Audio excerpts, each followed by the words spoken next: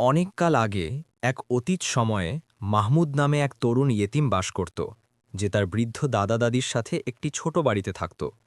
প্রতিদিন সকালে সে বনের মধ্যে তার ভেড়া চড়াতে যেত। সন্ধ্যায় যখন সে ফিরে আসত, তখন তার দাদি তার জন্য রুটি এবং পনির তৈরি করে রাখতেন। দারিদ্র্য সত্ত্বেও ঈশ্বর তাকে যা সামান্য দিয়েছেন তার জন্য সে কৃতজ্ঞ থাকত। সে এক কোণে বসে থাকত এবং তারপর তার কুকুরটিকে পাশে নিয়ে ঘুমিয়ে পড়ত। তার দয়ালু হৃদয়ের কারণে গ্রামের মানুষ তাকে ভালোবাসত। দিন অতিবাহিত হল এবং মাহমুদের বন্ধুরা বিয়ে করল, কিন্তু সে অবিবাহিতই থেকে গেল। সে যা উপার্জন করত তা দিয়ে তার ক্ষুধা মেটানোই দায় ছিল, যা তার দাদিকে দুঃখিত করত এবং তার জীবনকে অশান্তিতে ভরিয়ে তুলত। এক রাতে দাদি রাতের খাবার তৈরি করলেন এবং তারা সবাই খেতে বসলেন। তারপর তিনি তাকে বললেন, তুমি শহরে গিয়ে তোমার ভবিষ্যৎ খুঁজছ না কেন? দাদা সম্মতিতে মাথা নাড়লেন, কিন্তু মাহমুদ উত্তর দিল, আমি চলে গেলে আপনাদের দুজনের দেখাশোনা কে করবে এবং পালের যত্ন কে নেবে? দাদি বললেন, তুমি তোমার নিজের পথে যাও এবং আমাদের নিয়ে চিন্তা করো না। সময় দ্রুত চলে যাচ্ছে এবং আমি মরার আগে তোমার সন্তানদের দেখতে চাই। তোমার বাবা মা বেঁচে থাকলে তারাও তোমাকে একই কথা বলতেন। এই কথাগুলো মাহমুদকে গভীরভাবে স্পর্শ করল এবং সে কেঁদে ফেলল। সারা জীবন সে অন্যের কথা ভেবেছে এবং নিজেকে ভুলে গেছে। তার দয়ালু হৃদয় তাকে সবসময় তাই করতে বাধ্য করত। আল খায়ের বলেছিলেন, এমন লোক আছে যারা আমার চেয়েও খারাপ অবস্থায় আছে। তবে সে একটি সমাধান খুঁজে পেল। সে তার দাদা দাদির জন্য কিছু সময়ের জন্য যথেষ্ট খাবার সংগ্রহ করবে এবং শহরে যাবে, প্রতি সপ্তাহে তাদের দেখতে আসার প্রতিশ্রুতি দিয়ে। সকালে সে তার কুড়াল নিয়ে বনে কাঠ সংগ্রহ করতে গেল। সে ৩ দিন কাঠ সংগ্রহ ও বিক্রি করে কাটাল, যতক্ষণ না সে আটা, ঘি, তেল এবং মটরশুঁটি সহ উপযুক্ত পরিমাণে খাবার কিনতে পারল, যা তার ফিরে না আসা পর্যন্ত তার দাদা দাদির জন্য যথেষ্ট ছিল। তারপর সে শহরের দিকে যাত্রা করল। পথটি ছিল দীর্ঘ, যা বিশাল মরুভূমি এবং পাহাড়ের মধ্যে দিয়ে গিয়েছে। কয়েক ঘন্টা হাঁটার পর সে এক বৃদ্ধার দেখা পেল, যিনি একটি বড় ঝুড়ি নিয়ে একটি ছোট নদী পার হওয়ার চেষ্টা করছিলেন, কিন্তু স্রোত খুব শক্তিশালী ছিল এবং তাকে প্রায় ভাসিয়ে নিয়ে যাচ্ছিল। মাহমুদ তার কাছে গেল, তাকে অভিবাদন জানালো এবং সাহায্যের প্রস্তাব দিল। তিনি রাজি হলেন, তাকে ধন্যবাদ জানালেন এবং ঝুড়িটি তাকে দিলেন। মাহমুদ সেটি নিজের মাথায় তুলে নিল, বৃদ্ধার হাত ধরল এবং তার সাথে নদী পার হল। বৃদ্ধা তার ঝুড়িটি নিজে বইতে চেয়েছিলেন, কিন্তু যুবকটি তার কাজ শেষ করতে এবং তাকে যেখানে তিনি যেতে চান সেখানে পৌঁছে দিতে জেদ ধরল। বৃদ্ধার গ্রহণ করা ছাড়া আর কোনো উপায় ছিল না। অবশেষে সে একটি পুরনো কুড়েঘরে পৌঁছল। বৃদ্ধা তাকে বললেন, তোমার সৎ কাজের জন্য আমাকে অবশ্যই তোমাকে পুরস্কৃত করতে হবে। তোমাকে দেখে দরিদ্র মনে হলেও তুমি অন্তরে অনেক ধনী। মাহমুদ তার কথায় অবাক হল এবং নিজেকে জিজ্ঞাসা করল যে এই জরাজীর্ণ কুড়েঘরে থাকা অবস্থায় তিনি কোন পুরস্কারের কথা বলছেন। বৃদ্ধা যেন তার মনের কথা বুঝতে পারলেন। তিনি উত্তর দিলেন, টাকা ক্ষণস্থায়ী, কিন্তু আমি তোমাকে যা দেব তা তোমার জীবন বদলে দেবে। তবে তোমাকে ধৈর্য ধরতে হবে এবং আমার কথা শুনতে হবে এবং আক্ষরিক অর্থে সেগুলো প্রয়োগ করতে হবে। তাহলে তুমি এমন মহৎ কিছু পাবে যা তুমি কখনো স্বপ্নেও ভাবনি। শোনো, তুমি হয়তো আমার মতো এক বৃদ্ধাকে বিশ্বাস করবে না, সেক্ষেত্রে তোমার পকেটে ১০০ স্বর্ণমুদ্রা নিয়ে চলে যাওয়ার অধিকার আছে। তারপর তিনি তার পকেট থেকে একটি রহস্য বের করলেন এবং সেটি তার সামনে নাড়লেন। এটি ছিল প্রচুর অর্থ, যা সে তার সারা জীবনে যা উপার্জন করেছে তার চেয়েও বেশি। এটি ২টি গরু কেনার জন্য যথেষ্ট ছিল, কিন্তু সে এক মুহূর্ত ভাবল এবং তারপর বলল, আপনি যা বলবেন আমি তাই করব। বৃদ্ধা উত্তর দিলেন, একে ছোট করে দেখো না, এটি একটি গুরুতর বিষয় এবং এটি কেবল তোমাকে নিয়ে নয়, এই সমগ্র রাজ্যকে নিয়েও। মামুদ অবাক হল, তারপর তার চিবুক চুলকিয়ে বলল, আমি তো একজন দরিদ্র মেষপালক, এই সবের সাথে আমার কি সম্পর্ক? বৃদ্ধা হাসলেন এবং উত্তর দিলেন, আমি এই অনেকগুলো বছর ধরে তোমার জন্যই অপেক্ষা করছিলাম মামুদ। নক্ষত্ররা আমাকে আজ তোমার আসার কথা বলেছে এবং আমি নিজেই তোমার সাহস পরীক্ষা করতে চেয়েছিলাম। যুবকটির বিস্ময় বাড়ল এবং সে জিজ্ঞাসা করল, আপনি আমার নাম জানলেন কি করে? তিনি উত্তর দিলেন, এই দেশে একটি মহা বিপদ নেমে আসবে এবং তুমিই একমাত্র ব্যক্তি যে এটি প্রতিরোধ করতে পারো। ভবিষ্যৎবাণী বলে যে অনেক দূর থেকে এক দয়ালু ও পবিত্র আত্মার যুবক আসবে এবং শহরটিকে রক্ষা করবে। আমিই ছিলাম শেষ পুরোহিত, যে এক নির্দয় ও দুষ্টু জাদুকরের হাত থেকে পালিয়ে এসেছিল, এবং এটি কেবল শুরু। এবং যদি সে জিতে যায় তবে এই রাজ্যে সুন্দর কিছুই অবশিষ্ট থাকবে না। গাছপালা মরে যাবে, জ্ঞান ও শিল্প বন্ধ হয়ে যাবে এবং অন্ধকার সবকিছু গ্রাস করবে। মামুদ বলল, আপনার কথা যদি সত্যি হয় তবে আপনি সুলতানের কাছে যাচ্ছেন না কেন? তিনি তার রাজ্য রক্ষা করতে সবচেয়ে সক্ষম। বৃদ্ধা উত্তর দিলেন, তুমি জানো না কি ঘটছে। সুলতান 2 মাস আগে মারা গিয়েছেন এবং রাবাব নামে এক 16 বছর বয়সী তরুণী কন্যাকে রেখে গিয়েছেন। জ্যেষ্ঠ রাষ্ট্রনায়করা তার চাচাকে তার অভিভাবক করতে রাজি হয়েছিলেন, কিন্তু সেই লোকটি অহংকারী হয়ে উঠল এবং সবকিছু নিয়ন্ত্রণ করতে শুরু করল। সে জনগণকে অত্যাচার করল এবং তাদের ধন সম্পদ লুণ্ঠন করল, যতক্ষণ না রাজপুত্ররা তার উপর বিরক্ত হয়ে তাকে ক্ষমতাচ্যুত করতে রাজি হলেন। কিন্তু চাচা চতুর ছিলেন এবং তার অবস্থান বজায় রাখার জন্য যে কোনো কিছু করতে প্রস্তুত ছিলেন, তাই তিনি সাহায্যের জন্য এক জাদুকরের শরণাপন্ন হলেন। জাদুকর তাকে এমন এক জাদুকরের কাছে যেতে বলেছিলেন, যিনি অসুরদের কাছ থেকে জাদু শিখেছেন বলে বলা হয়, কিন্তু মনসুর নামে এক ধার্মিক ব্যক্তি রাখা তাবিজের কারণে তিনি বন ছেড়ে যেতে পারছিলেন না। যখন চাচা তার একজনকে সেই নির্জন বনে তাকে বের করে আনার জন্য পাঠালেন, তখন লোকটি আতঙ্কিত হয়ে বলল, আমার প্রভু, ঈশ্বর আপনাকে রক্ষা করুন, সেই জাদুকর অভিশপ্ত, এবং আপনি যদি তা করেন তবে অনুশোচনা করবেন। তার জাদু শক্তিশালী এবং কেউ তাকে পরাস্ত করতে পারবে না। কিন্তু লোকটি তার মতের ওপর অটল থাকল। সাধারণ মানুষ প্রাসাদ ঘেরাও করে তার জায়গায় মন্ত্রী মোহাম্মদকে বসানোর জন্য সমবেত হচ্ছে শোনার পর, যিনি একজন গুণী শেখ ছিলেন এবং ঈশ্বরকে ভয় করতেন, এক জ্যোৎস্না রাতে রাজকুমারীর চাচা নাসের পাহাড়ে উঠে বনে প্রবেশ করলেন। তিনি একটি অন্ধকার গুহার প্রবেশপথে ঝোলানো তাবিজগুলো দেখতে পেলেন এবং সেগুলো পুড়িয়ে দিলেন। কিছুক্ষণ পর সাদা দাড়িওয়ালা এক শেখ লাঠির মাথায় একটি খুলি নিয়ে বেরিয়ে এলেন। তিনি তার দিকে তাকিয়ে বললেন, আমি তোমার সেবায় নিয়োজিত, বলো কিসে তোমাকে এখানে এনেছে। তাই সে তাকে তার গল্প বলল এবং জাদুকর উত্তর দিল, তোমার প্রাসাদে ফিরে যাও এবং আমি তোমাকে রক্ষা করার জন্য জিন সৈন্য পাঠাবো। যে তোমার কাছে আসবে তারা তাকেই মেরে ফেলবে, কিন্তু বিনিময়ে রাজকুমারী রাবাব হবে আমার এবং আমি তাকে আমার গুহায় নিয়ে যাব, কারণ আমি একাকিত্বে অনেক কষ্ট পেয়েছি। নাসের রাজি হলেন, কারণ তার আর তাকে প্রয়োজন ছিল না এবং সে নিখোঁজ হয়ে যাওয়াই ভালো ছিল যতক্ষণ না তিনি এই দেশের সুলতান হন। মাহমুদ পুরোহিতের কথা এত অবাক হয়ে শুনছিল যে সে কেন এসেছে এবং গ্রামে যে 2 দাদা দাদিকে রেখে এসেছে তাদের কথাও ভুলে গেল। তারপর সে চিৎকার করে বলল, কি এক কাহিনী! তারপর কি হলো? বৃদ্ধা দীর্ঘশ্বাস ফেলে বললেন, নাসের উপদেশ শোনেননি এবং জাদুকর সাধু ও শেখদের উপর প্রতিশোধ নিতে শুরু করলেন। মাজারগুলো পুড়িয়ে দিলেন এবং কবর খনন করলেন, আর কাকের সংখ্যা বাড়তে লাগল।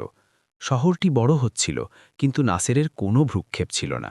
গুরুত্বপূর্ণ বিষয় ছিল যে তিনি তার প্রাসাদে দাসদাসী পরিবৃত হয়েছিলেন। উল্টো জাদুকর যে মন্দ কাজ করছিল তিনি তা উপভোগ করছিলেন, এবং সাধারণ মানুষ যারা তার বিরুদ্ধে বিদ্রোহ করেছিল তারা এখন তাদের উপযুক্ত শাস্তি পাচ্ছিল। মাহমুদ বলল, ঠিক আছে, কিন্তু আমি কিভাবে এই জাদুকরের বিরুদ্ধে লড়াই করব এবং রাজকুমারী রাবাবকে বাঁচাবো? বৃদ্ধা বললেন, শোনো, জিনের রাজাদের 3টি জাদুকরী জিনিস আছে। তুমি যদি সেগুলো পাও তবে তারা তোমাকে তার বিরুদ্ধে দাঁড়াতে সাহায্য করবে, কিন্তু তুমি কেবল ভালোর মাধ্যমেই জয়ী হবে। তাই তুচ্ছ প্রাণীকেও অবজ্ঞা করো না। যখন যুদ্ধ আসবে তোমাকে কোনো কিছু বাদ না দিয়ে তাদের সবাইকে তোমার সাথে জড়ো করতে হবে। বুঝতে পেরেছ মাহমুদ?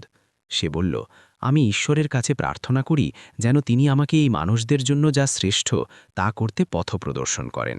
পুরোহিত তাকে বললেন, পূর্ব দিকে যাও এবং 3 দিন পর তুমি নিজেকে একটি বন্ধা জমিতে একটি ছায়াযুক্ত ওক গাছের নিচে খুঁজে পাবে। তোমাকে অবশ্যই এর কাছে যেতে হবে এবং জিনের রাজাদের কথোপকথন শুনতে হবে।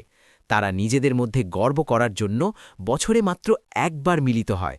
তুমি যা দেখবে তাতে ভয় পেও না, ঈশ্বরের প্রশংসা করো এবং তার কাছে ক্ষমা চাও, এবং যাই ঘটুক না কেন একটি শব্দ উচ্চারণ করো না, কারণ কেউ কখনো সেখানে প্রবেশ করে জীবিত ফিরে আসেনি।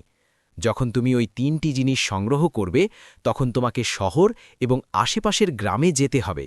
এতে জাদুর বিস্তার বন্ধ করতে এবং দেশ ও মানুষকে বাঁচাতে হবে, এবং তারপর রাজকুমারী গুহা থেকে বেরিয়ে আসবে এবং তাকে বিয়ে করবে।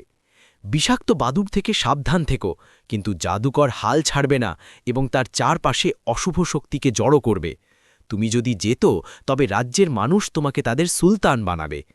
আমার যা বলার ছিল তা আমি তোমাকে বলেছি, এবং এখন ঈশ্বরের ওপর ভরসা রাখো এবং আমার শুভ প্রার্থনা তোমার সাথে থাকবে, কারণ তোমার সেগুলো প্রয়োজন হবে। মাহমুদ পুরোহিতকে বলল, রাজকুমারীকে বাঁচাতে আমি সবকিছুই করব, কিন্তু আমাকে বলুন, সে কি সুন্দরী? বৃদ্ধা হাসলেন এবং উত্তর দিলেন, তুমি যদি তার চোখের দিকে তাকাও তবে তুমি তার জন্য সারা বিশ্বের সাথে লড়াই করবে। মাহমুদ হাসল এবং মনে মনে বলল, আমি যখন বন্ধুদের সাথে বনভোজনে যেতাম তখন আমি খুব দুঃখিত হতাম। তাদের সবারই সুন্দরী স্ত্রী ছিল, কিন্তু আমার ছিল না। এই ভয়ানক অনুভূতিতে আমি কতই না কষ্ট পেয়েছি। তারপর সে উঠে দাঁড়াল এবং বলল, কেউই নিরাপদ নয়। যদি আমার সাথে খারাপ কিছু ঘটে তবে আমি চাই আপনি আমার দাদা দাদির দেখাশোনা করুন। তারা অমুক গ্রামে আছে। তিনি উত্তর দিলেন, আমি জানি তারা কোথায় আছে এবং আমি তাদের জন্য মাংস ও ফল নিয়ে আসব। তাই তুমি শান্ত থাকো এবং তোমার কাজ ছাড়া আর কিছু নিয়ে ভেবো না। মাহমুদ তাকে ছেড়ে সেই পথে চলে গেল যা তিনি তাকে বলেছিলেন। সে তার সাথে যা ঘটেছে তা নিয়ে ভাবতে লাগল এবং অবাক হল যে এই বৃদ্ধা কি তাকে তার শেষ পরিণতির দিকে নিয়ে যাবেন। সে ৩ দিন হাঁটল, যতক্ষণ না সে ক্লান্ত এবং খুব তৃষ্ণার্ত হয়ে পড়ল। সে টাকাটা না নিয়ে বাড়ি ফিরে যাওয়ার জন্য নিজেকে দোষারোপ করল, কারণ সেই টাকা তার জীবন বদলে দিতে পারত। যখন সে চিন্তায় মগ্ন ছিল তখন সে তার পায়ের নিচে কিছু ভেঙে যাওয়ার শব্দ শুনতে পেল। সে যখন নিচে ঝুঁকল তখন আতঙ্কে লাফিয়ে উঠল। এটি ছিল একটি ক্ষতবিক্ষত খুলি এবং তার চারপাশে অনেক হাড় ছড়িয়ে ছিটিয়েছিল। সে অনেক কষ্টে ধোক গিলল। হঠাৎ সে নড়াচড়া করা কিছু প্রেতাত্মার ঝলক দেখতে পেল। কারো মাথা নেই বা হাত নেই। সে ভয় পেয়ে পালাতে চেয়েছিল, কিন্তু বৃদ্ধার উপদেশের কথা মনে পড়ে সে তার পথে চলতে থাকল। তারপর সে দেখল তার মা তাকে ডাকছেন, হাত বাড়িয়ে দিচ্ছেন। সে চোখ বন্ধ করল এবং কৃমি ও মাকড়সা তার পায়ে হামাগুড়ি দিতে শুরু করল। সে তার চামড়ার উপর সেগুলোর কিলবিল করা অনুভব করল। সে দৌড়াল যতক্ষণ না সে দূরে একটি ওক গাছ এবং তার পাশে একটি পাথর দেখল।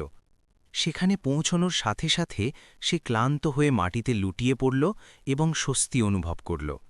যে ভয় তাকে আঁকড়ে ধরেছিল তা ছিল ভয়ানক। সে তার জলের পাত্র বের করল এবং তার শুকনো ঠোঁট ভেজাল। কিছুক্ষণ পর সে ভারী পায়ের শব্দ এগিয়ে আসতে শুনল। সে যখন ভালো করে তাকাল তখন সে ৩ জন সবুজ চোখের মানুষ দেখল, যাদের দেহ মানুষের মতো কিন্তু পায়ের খুর ছাগলের মতো। তারা ওক গাছের নিচে বসেছিল। লোকগুলো খাবার ও পানীয় বের করল এবং খেতে ও পান করতে শুরু করল যতক্ষণ না তাদের পেট ভরে গেল এবং মাথা মাতাল হয়ে গেল।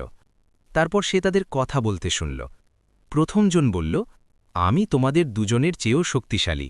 আমার কাছে মুকুটের মণি আছে যা পোকামাকড়, কুদৃষ্টি এবং জাদু থেকে রক্ষা করে। এর বদৌলাতে আমি তোমার জাদুকে ভয় করি না। এটি একটি পাহাড়ের চূড়ায় ঈগলের বাসার ভেতরে আছে। ফ্লিন্ট অন্যজনকে উত্তর দিল, না, আমি সবচেয়ে শক্তিশালী। আমার কাছে একটি চাদর আছে, যে এটি গায়ে জড়াবে সে চোখের আড়াল হয়ে যাবে এবং তোমার রত্নটি চুরি করবে যা নীল হ্রদের একটি বাক্সে আছে। তৃতীয়জন হেসে বলল, আমার কথা যদি বলি, কেউ আমাকে হারাতে পারবে না, কারণ আমার কাছে এমন গম আছে যার প্রতিটি শীষে 1000টি দানা আছে। তোমরা সবাই ক্ষুধা চেনো আমি ছাড়া, এবং এটি একটি তলাবিহীন কূপের মধ্যে আছে।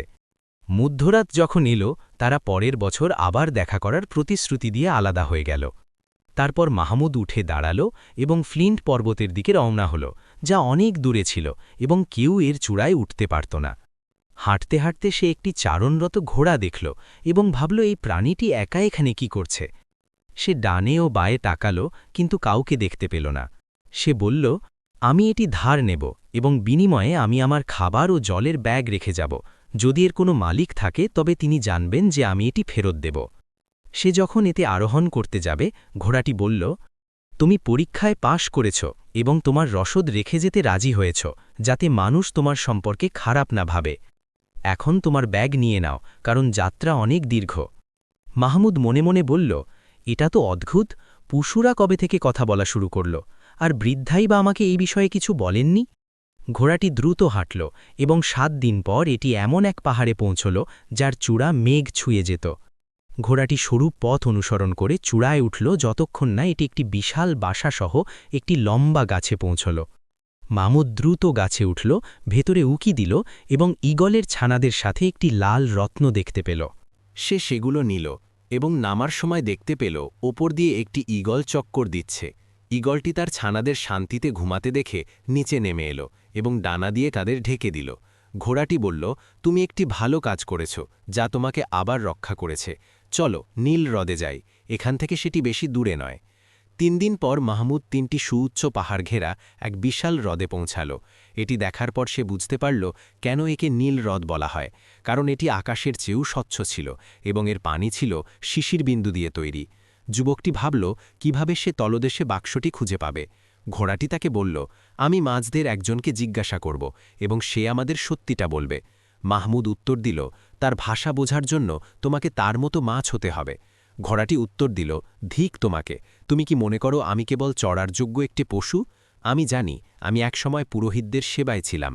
বন এবং এর ভদ্র প্রাণীরা প্রকৃতি রক্ষা করে এবং যারা একে কলুষিত করে এবং এর সৌন্দর্য নষ্ট করে তাদের শাস্তি দেয়। তারা প্রাচীনকাল থেকেই বিদ্যমান এবং আমরা নবীদের এবং বিভিন্ন রাজ্য ও রাষ্ট্রের উত্থান দেখেছি, যতক্ষণ না সেই ঘৃণ্য জাদুকর এলো এবং আমাদের কাছে একটি অদ্ভুত রোগ পাঠালো যা আমাদের বন ধ্বংস করে দিল। বেশিরভাগ পুরোহিত মারা গিয়েছিলেন এবং কেবল একজন বৃদ্ধা বেঁচেছিলেন। তিনি আমার পিঠে চড়েছিলেন এবং আমি তাকে অনেক দূরে নিয়ে গিয়েছিলাম। তারপর তিনি তোমাকে সাহায্য করার জন্য আমাকে নিযুক্ত করেছিলেন এবং যখন তিনি তোমাকে পরীক্ষা করেছিলেন তখন তিনি জানতেন যে তাদের বইয়ের ভবিষ্যদ্বাণীতে তোমার কথাই বলা হয়েছে। মাহমুদ শুনছিল এবং দুঃখ অনুভব করছিল, কারণ সেও প্রকৃতিকে ভালোবাসত এবং ভেড়া চড়াতে চড়াতে তৃণভূমিতে দিন কাটাত। তারপর সে বলল, দেখো, এক ঝাঁক মাছ জলের ওপর দিয়ে মাথা তুলছে। ঘোড়াটি বলল, তোমাদের উপর শান্তি বর্ষিত হোক, আজ সকালে তোমরা কতই না সুন্দর। তারা বিস্ময়ে তার দিকে ফিরে তাকালো এবং জিজ্ঞেস করল, তুমি কি ডাঙা থেকে এসেছ না সাগর থেকে? সে উত্তর দিল, সেটা বড় কথা নয়, কিন্তু তোমাদের মধ্যে কেউ কি হ্রদের তলদেশে একটি রূপালী বাক্স দেখেছ? মাছগুলো বলল, হ্যাঁ, এটি রানীর প্রাসাদের আসবাবপত্রের অংশ এবং এটি তোমার জন্য পাওয়া কঠিন হবে। তারপর সে তাদের জাদুকরের গল্প বলল এবং জানালো যে তারা যদি সাহায্য না করে তবে এবার তাদের পালা। তারা বলল, আমরা রানীকে বলবো, তিনি সিদ্ধান্ত নেবেন, এবং তারপর তারা জলে ডুব দিল। কিছুক্ষণ পর রানী বেরিয়ে এলেন এবং তার পেছনে একটি বিশাল কাঁকড়া পিঠে করে বাক্সটি নিয়ে এলো। রানী বললেন, এই সেই বাক্স যা তুমি খুঁজছ, হয়তো এর ভেতরে যা আছে তা তোমাকে লক্ষ্য অর্জনে সাহায্য করবে। মাহমুদ বাক্সটি নিল এবং খুলল। ভেতরে বয়সের ভারে হলদে হয়ে যাওয়া একটি দীর্ঘ চাদর ছিল। যখন সে এটি গায়ে দিল সে চোখের আড়াল হয়ে গেল।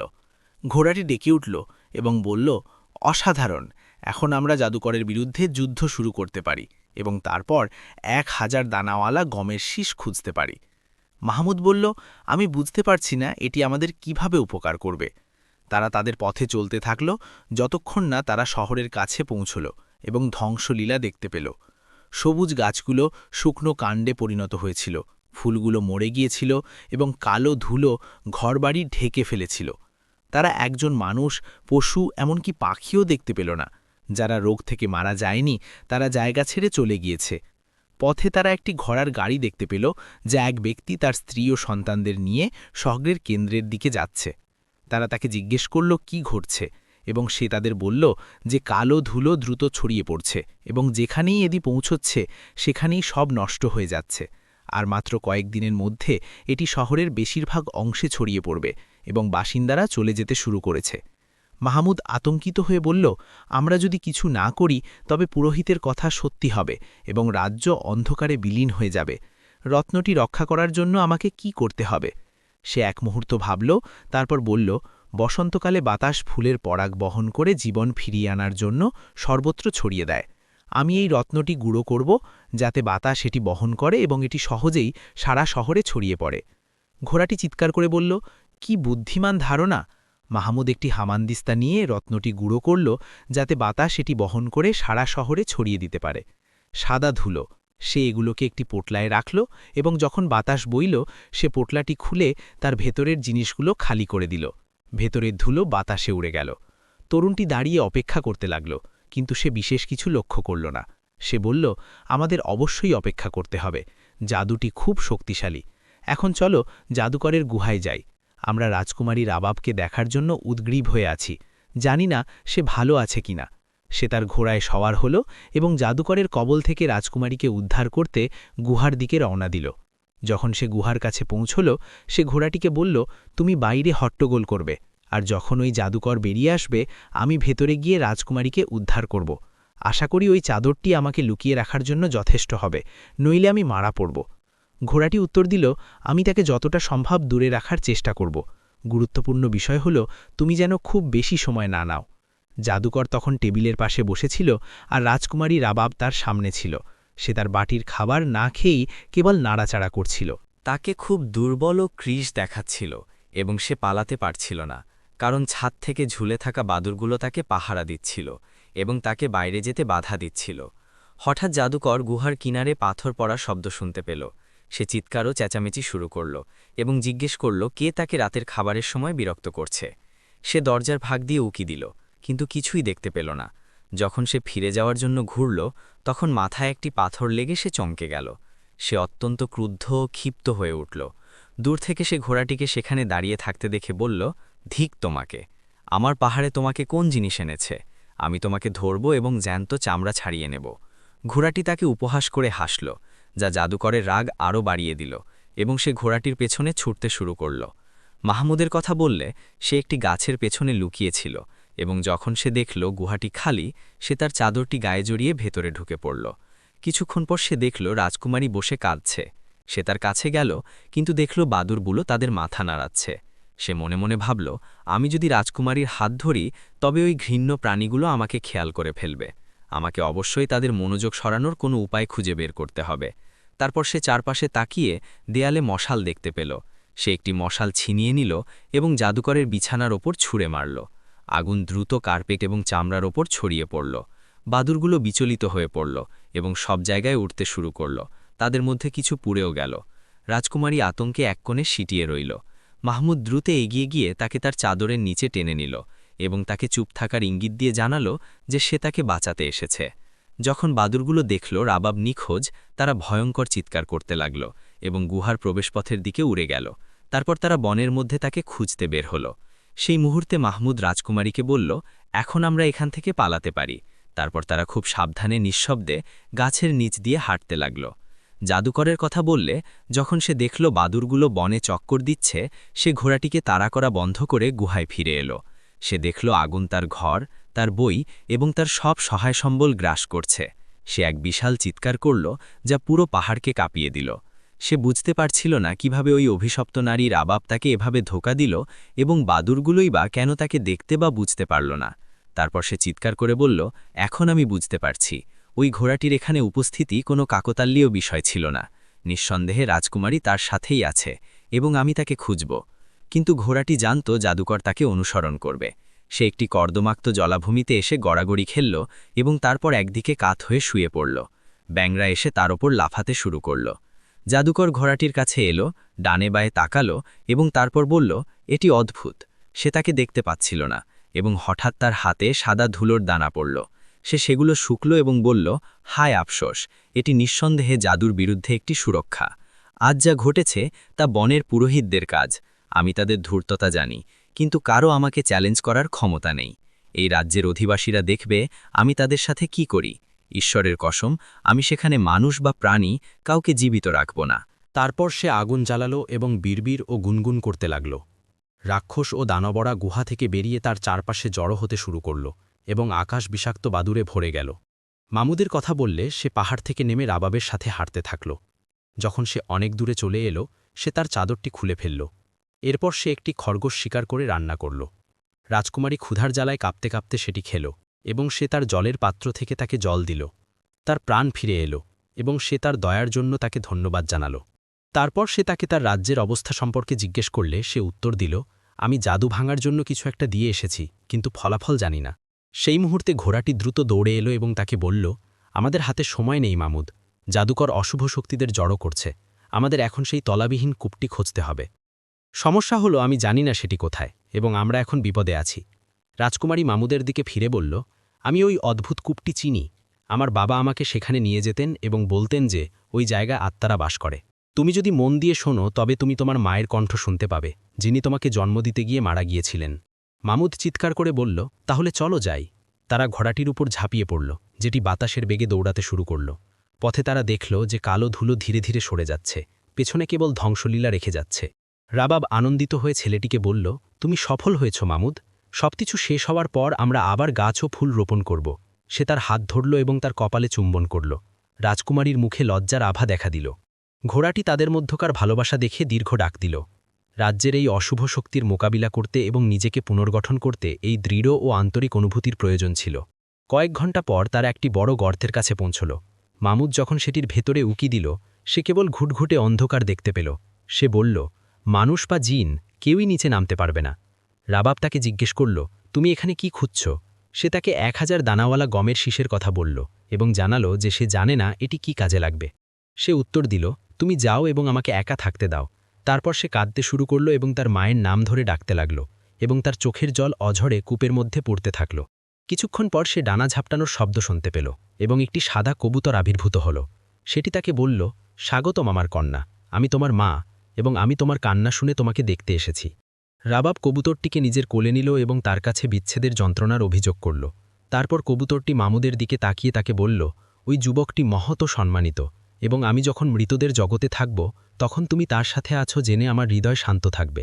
রাবাব উত্তর দিল, হ্যাঁ মা, কিন্তু আমার অন্য একটা কাজের জন্য আপনাকে প্রয়োজন। তার মা তাকে জিজ্ঞেস করলেন, সেটি কি আমার কন্যা? মেয়েটি উত্তর দিল, আমার 1000 দানাওয়ালা গমের শীষটি খুঁজে বের করা দরকার। তার মা বললেন, হ্যাঁ আমি জানি এটি কোথায়, একটু অপেক্ষা করো। কবুতরটি কূপের নিচে নেমে গেল এবং কিছুক্ষণ পর ঠোঁটে করে একটি সোনালি গমের শীষ নিয়ে ফিরিয়ে এলো। তারপর সেটি তাকে বলল, আমি এখন চলে যাব, কারণ তুমি নিরাপদ আছো জেনে আমার হৃদয় শান্ত হয়েছে। তারপর সেটি কূপে ডুব দিল। ঘোড়াটি বলল, আমি জানি এটি একটি দুঃখজনক বিষয়, কিন্তু আমাকে ফিরতে হবে, বিয়ে করার জন্য রাজ্যে ফিরে যেতে হবে এবং মাহমুদ যুদ্ধের নেতৃত্ব দেবে, কারণ দীর্ঘ যাত্রার পর মানুষজন পাহাড় থেকে আমাদের দিকে এগিয়ে আসছে। তারা রাজ্যে পৌঁছাল এবং লোকজন ঢাকঢোল ও উলুধ্বনি দিয়ে তাদের অভ্যর্থনা জানাল এবং ঈশ্বরের জয়গান করতে লাগল। তারপর একজন শেখ এসে তাদের বিয়ের চুক্তি লিখে দিলেন। এরপর রাবাব জনগণের সামনে বক্তা হিসেবে দাঁড়িয়ে ঈশ্বরের প্রশংসা করল এবং তাকে ধন্যবাদ জানাল। তারপর সে বলল, জেনে রাখো যে আমরা জাদুকরের বিরুদ্ধে একটি লড়াই জিতেছি এবং আমাদের চারপাশের রোগ ও ধ্বংস বন্ধ করেছি। কিন্তু যুদ্ধ এখনও শেষ হয়নি এবং ওই অভিশপ্ত লোকটা তার দানব ও রাক্ষস বাহিনী নিয়ে আসছে। কে আমার সাথে আসবে? সব মানুষ চিৎকার করে উঠল, আমরা তোমার সাথে আছি, পুরুষ, বালক এবং বৃদ্ধরা সবাই। তারপর সবাই প্রাসাদের দিকে এগিয়ে চলল এবং তাদের সংখ্যা বাড়তে লাগল। তাদের হাতে ছিল মশাল, গুলতি এবং লাঠি। নাসের যখন রাবাব ও শেখদের নেতৃত্বে বিশাল জনতাপথা শুনল, সে ফটকগুলো বন্ধ করার এবং প্রাসাদের অন্ধকূপে থাকা জিন সৈন্যদের তলব করার আদেশ দিল। কিন্তু নূর আল দিন নামে এক সাহসী নেতা বলল, আমাদের রাজ্যের আজ ঐক্যের প্রয়োজন এবং আমরা দেখেছি নাসেরের বাধ্য থাকার কারণে আমাদের দেশের কি অবস্থা হয়েছে, যে কেবল নিজের কথা ভাবে এবং এই ধ্বংস ও মৃত্যুর রাজ্যের সুলতান হওয়া নিয়ে যার কোনো মাথা ব্যথা নেই। আমি সিদ্ধান্ত নিয়েছি যে আমি রাজকুমারী রাবাবের প্রতি আনুগত্য স্বীকার করব এবং সাধারণ মানুষের সাথে যোগ দেব যারা তাদের নারী ও শিশুদের জন্য লড়াই করে। সৈন্যরা বলল, হ্যাঁ নূর আল দিন, এটাই সঠিক কাজ। তারপর তারা অন্ধকূপের দিকে ছুটে গেল, সেখানে তেল ঢেলে আগুন ধরিয়ে দিল। এরপর তারা প্রবেশপথ বন্ধ করে দিল এবং জিন সৈন্যদের ভেতরে আটকে ফেলল। তাদের আর্তচিৎকার ভেসে আসতে লাগল এবং তারা পুড়ে মারা গেল। নূর আল দিন সিংহাসন কক্ষে গেল এবং নাসের তাকে তার পদে বহাল রাখার জন্য মিনতি করল। নাসের তার জন্য টাকার বাক্সগুলো খুলে দিলেও সে সেগুলো তার মুখের ওপর ছুঁড়ে মারল। সুলতান রাগান্বিত হয়ে তার রক্ষীদের তাকে রক্ষা করার সংকেত দিলেও তাদের কেউ নড়ল না। নূর আল দিনের লোকেরা তার ওপর ঝাঁপিয়ে পড়ল, তার দাড়ি ধরে টেনে হিঁচড়ে নিয়ে গেল যখন সে সাহায্যের জন্য চিৎকার করছিল এবং তাকে তার সোনাদানা সহ জানলা দিয়ে বাইরে ফেলে দিল। সে মাটিতে পড়ে গেল এবং তার পাঁজরের হাড় ভেঙে চুরমার হয়ে গেল। তারপর সৈন্যরা তলোয়ার ও বল্ল মুছিয়ে রাজকুমারী রাবাব দীর্ঘজীবী হোক বলে চিৎকার করতে করতে প্রাসাদ ত্যাগ করল। শহরে রাজকুমারী রাবাবের নামে জয়ধ্বনি তীব্রতর হল, কারণ সেই জাদুকরের বিরুদ্ধে একমাত্র আশা হয়ে দাঁড়িয়েছিল। জাদুকর গ্রামগুলো ধ্বংস ও মাঠ পুড়িয়ে দেওয়ার আগেই মানুষ তার কাছে যাওয়ার প্রস্তুতি নিতে শুরু করল। সেনাপতি নূর আল দিন বললেন, সবচেয়ে ভালো কাজ হবে তাদের জন্য ওত পেতে থাকা, কোনো একটি উপত্যকায় অ্যাম্বুশ করা। কিন্তু মাহমুদ উত্তর দিল, তা কাজ করবে না। বাদুরগুলো তাকে বলে দেবে আমরা কোথায় আছি। সমাধান হল একটি বড় পরিখা খনন করা এবং সেটি গাছের ডালপালা দিয়ে ঢেকে দেওয়া এবং তীর ও মশাল নিয়ে প্রস্তুত থাকা। যখন তারা একটি প্রশস্ত সমতলে পৌঁছল, তারা খনন শুরু করল এবং কয়েক ঘণ্টা পর সবকিছু প্রস্তুত হয়ে গেল। সে বলল, যে পার হওয়ার চেষ্টা করবে তাকে আমাদের কাছে যা অস্ত্র আছে তা দিয়ে আঘাত করা হবে। শীঘ্রই মানুষ দূর থেকে ঢাকের শব্দ শুনতে পেল, এত জোরে এবং বিকট শব্দ যে আতঙ্ক ছড়িয়ে পড়ল। হঠাৎ একদল বাদুড় সৈন্য ও সাধারণ মানুষের উপর আক্রমণ করল, তাদের মাংস ছিঁড়ে খুঁড়ে খেতে লাগল এবং কেউ তাদের থামাতে পারছিল না। ঘোড়াটি মাহমুদকে বলল, এটি জাদুকরের অগ্রগামী দল মাত্র এবং এটি ইতিমধ্যেই আমাদের অনেক ক্ষতি করেছে। যদি তাদের পুরো বাহিনী আসে তবে কি হবে? গমের সৃষ্টি নিয়ে কি করতে হবে আমাদের অবশ্যই বুঝতে হবে। পুরোহিত যে তোমাকে এটি আনতে বলেছিল তা কোনো কাকতালীয় বিষয় নয়। মনে করার চেষ্টা করো তিনি তোমাকে কিছু বলেছিলেন কিনা। মাহমুদ তার কপালে হাত রেখে বলল, তিনি দুর্বলদের ছোট করে না দেখার কথা বলেছিলেন।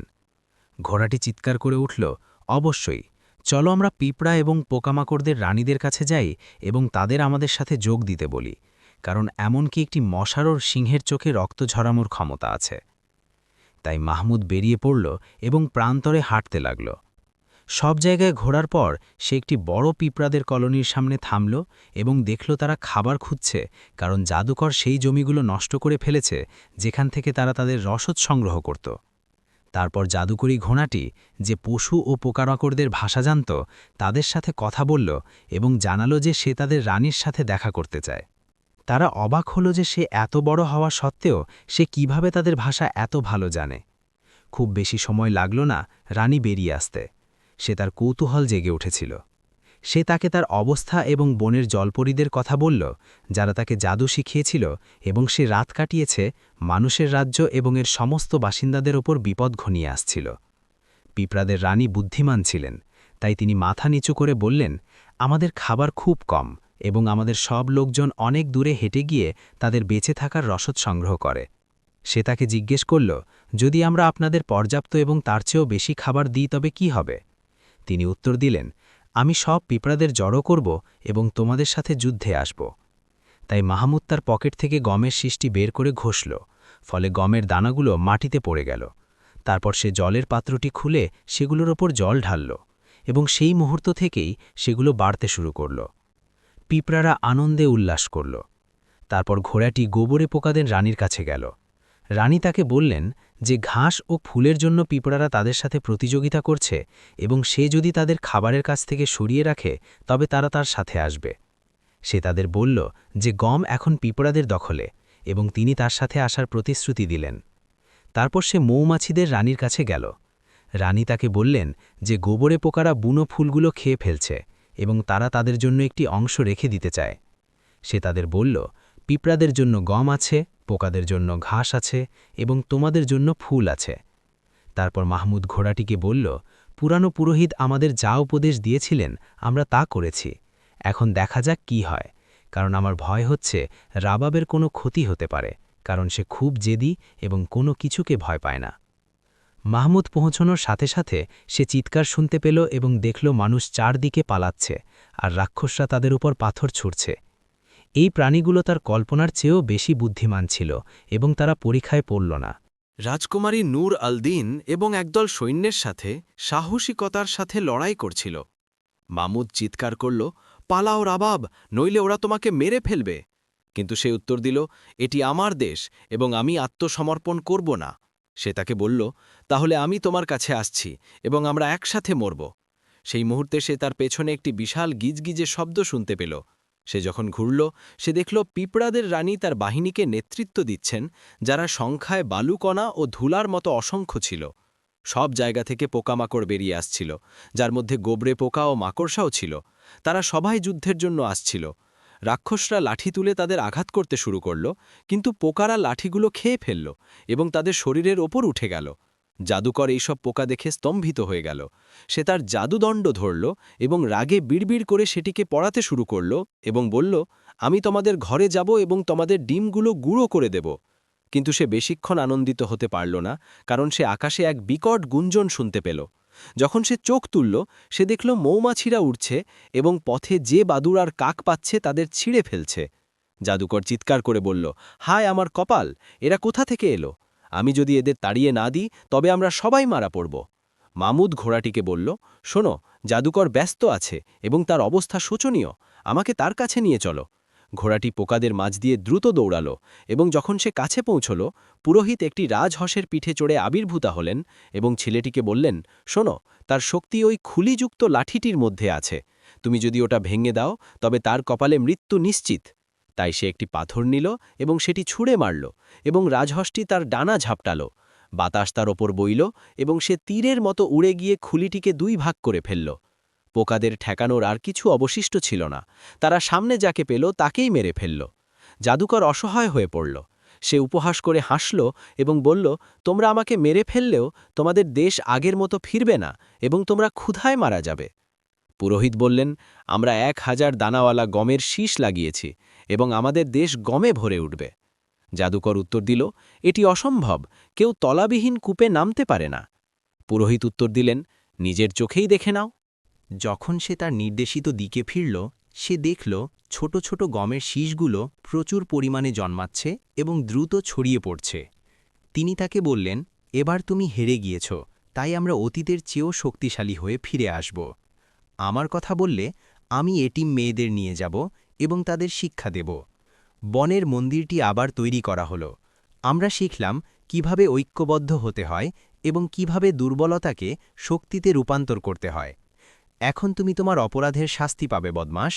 সে হাসল এবং বলল, আমি মৃত্যুকে ভয় পাই না।